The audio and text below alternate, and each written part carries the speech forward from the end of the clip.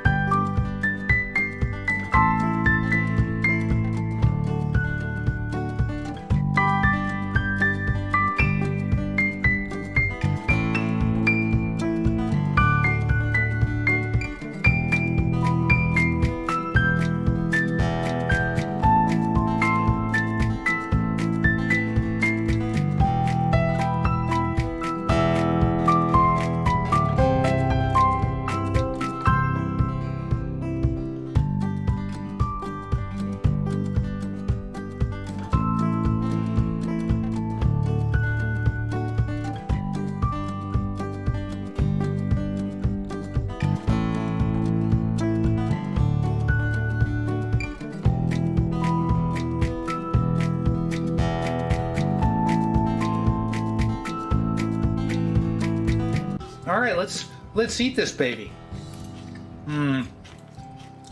That's delicious. You see how simple that is to make? I can taste the anchovy. I'm not sure I like anchovies any other place than on this salad. I don't like it on pizza. I just like it on this salad. Oh yeah.